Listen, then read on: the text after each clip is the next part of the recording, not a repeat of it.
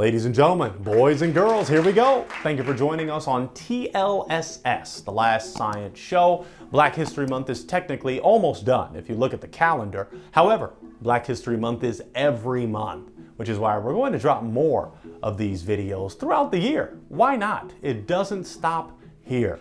Anyway, for the month of February, we are honoring Black scientists, and now we want to honor yet another African American scientist who is making a huge impact today, especially in regards to COVID-19.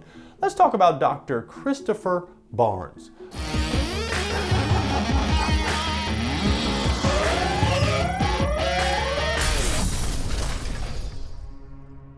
Dr. Barnes served as an HHMI Hanna Grays Fellow at Caltech, California Institute of Technology. While he isn't on the front lines, he is helping find a cure by crystallizing antibodies to fight against COVID-19. This research was needed as scientists raced to develop a vaccine or cure. Thank you, Doc, for helping us stay alive. Christopher Barnes always enjoyed science. As a teenager, he was a member of STEM clubs and competed in Science Olympiad.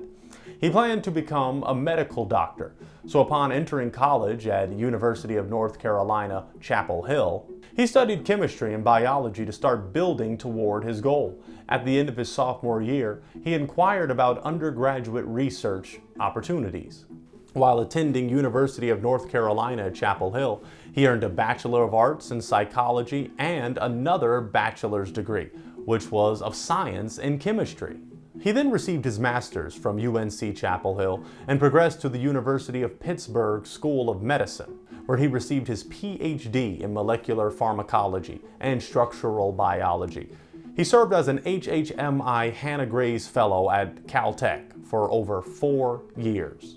This program supports early career life scientists from underrepresented groups in academic labs across the United States.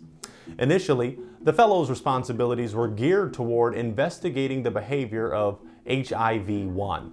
With the outbreak of COVID-19, the coronavirus early in 2020, Barnes was selected to lead the team of scholars focused on investigating the contagion. In this role, Barnes was working to learn how the human body uses its immune defenses to combat COVID-19. The research process involves obtaining blood samples from men and women who survived the coronavirus and isolating each individual's antibodies to reveal which types of antibodies failed or succeeded at neutralizing the virus. His immediate goal was to research, learn, and create an effective vaccine to stay the spread of the current virus and lay a foundation for presenting new coronaviruses that are likely to emerge. He is currently a professor at Stanford University.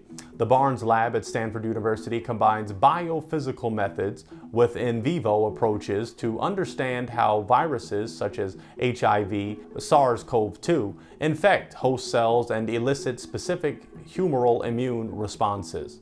Their research will translate knowledge of the structural correlates of antibody-mediated neutralization of viruses into the rational development of highly protective antibodies.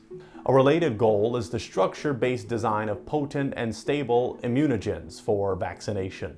Dr. Barnes' research most definitely helped lead to the successful development of the COVID-19 vaccine. Therefore, we thank Dr. Barnes for his tireless work to help save lives and make our world safer. We appreciate you and all that you continue to do up at Stanford. Thank you to everyone that has been watching and enjoying these episodes. Continue to like, subscribe, comment, and share for more great content from the Last Science Show. Good morning, good afternoon, good evening, and good science.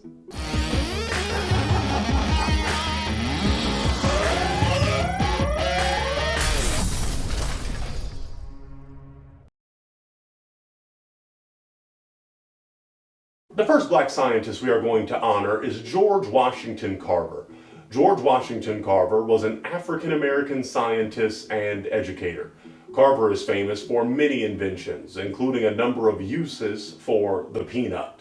George Washington Carver was born enslaved and went on to become one of the most prominent scientists and inventors of his time, as well as a teacher of the Tuskegee Institute.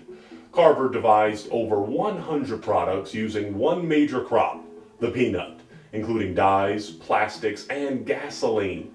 Carver was most likely born in 1864, enslaved in Diamond, Missouri, during the Civil War years. Like many children of the enslaved, the exact year and date of his birth are unknown.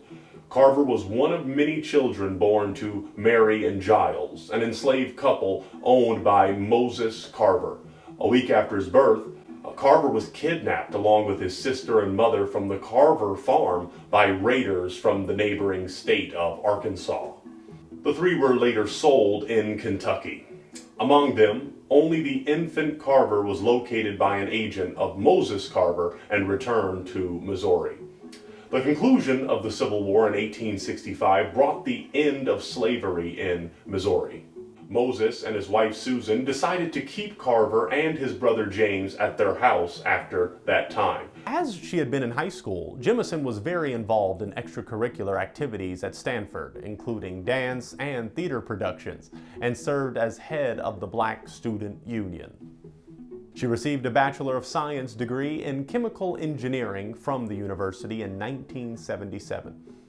Upon graduation, she entered Cornell University Medical College and, during her years there, found time to expand her horizons by studying in Cuba and Kenya and working at a Cambodian refugee camp in Thailand. After Jemison obtained her MD in 1981, she interned at Los Angeles County / University of Southern California Medical Center and later worked as a general practitioner. For the next 2.5 years, she was the Area Peace Corps Medical Officer for Sierra Leone and Liberia, where she also taught and did medical research. Following her return to the United States in 1985, Jemison made a career change and decided to follow a dream she had nurtured for a long time. In October, she applied for admission to NASA's astronaut training program. The Challenger disaster of January 1986 delayed the selection process, but when she reapplied a year later, Jemison was one of the 15 candidates chosen from a field of about 2,000. On June 4, 1987, Jemison became the first African-American woman to be admitted into the NASA astronaut training program. After more than a year of training, she became the first African-American woman astronaut, earning the title of Science Mission Specialist. Lawson was born on February 22, 1930, in Santa Monica, California. Her parents were Hillard Lawson and Bernice Lawson.